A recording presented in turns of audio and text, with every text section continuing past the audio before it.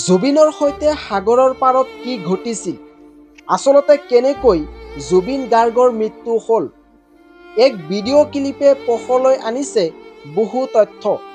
আচলতে কেনেকৈ তেখেতৰ মৃত্যু হ'ল এই ভিডিঅ'ৰ জৰিয়তে জানিব পাৰিব।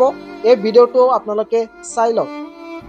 তাৰ লগত শিখৰো আছিলে, তাৰ লগত হেৰি বজাই ড্ৰাম চাম বজাই, আৰু সিদ্ধাৰ্থো আছিলে, আৰু তেনেকুৱা আৰু ছিংগাপুৰৰ কোনোবা দুটামান। সিহঁতি চবেই য়টখন লৈ পেলাই সিহঁতি সাগৰত গৈছিলে। তো সাগৰত নামি পেলাই সিহঁতি চুইম টুইম কৰিবলৈ বোটত আহি পাৰলৈ আহিলে। তাৰপিছত চবেই লাইফ জেকেটে পিন্ধি আছিলে, জেকেট পিন্ধি পেলাই আকৌ জুবিনে সাঁতুৰিবলৈ গ'ল। লগৰকেইটাই দেখিলে যে তাৰ বডিটো মানে ষ্টিফ হৈ গৈছে।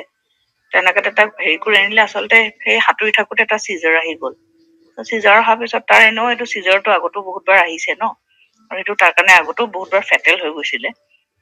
কিন্তু এবাৰৰ তাৰ চিজাৰ অহাৰ পিছত আৰু পানী চানী সোমাই গ'ল চাগে।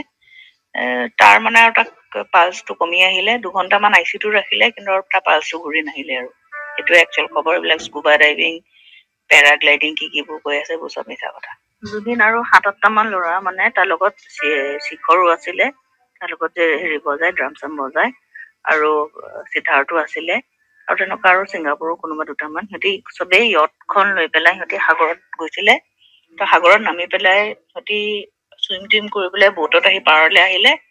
তাৰপিছত চবেই লাইফ জেকেটে পিন্ধি আছিলে, জেকেট পিন্ধি পেলাই আকৌ জুবিনে সাঁতুৰিবলৈ গ'ল। লগৰকেইটাই দেখিলে যে তাৰ বডিটো মানে ষ্টিফ হৈ গৈছে। তেনেকে তাক হেৰি কৰি আনিলে। আচলতে সেই সাঁতুৰি থাকোতে এটা চিজাৰ আহি গ'ল। চিজাৰ অহাৰ পিছত তাৰ এনেও এইটো চিজাৰটো আগতো বহুতবাৰ আহিছে ন, আৰু সেইটো তাৰ কাৰণে আগতো বহুতবাৰ ফেটেল হৈ গৈছিলে। কিন্তু এবাৰৰ তাৰ চিজাৰ অহাৰ পিছত আৰু পানী চানী সোমাই গ'ল চাগে। তাৰ মানে আৰু তাক পালচটো কমি আহিলে। 2 ঘণ্টামান আইচিউটো ৰাখিলে, কিন্তু আৰু তাৰ পালচটো ঘূৰি নাহিলে। আৰু এইটোৱে একচুৱেল খবৰ। এইবিলাক স্কুবা ডাইভিং, পেৰাগ্লাইডিং কিবোৰ কৈ আছে, এইবোৰ চব মিছা কথা।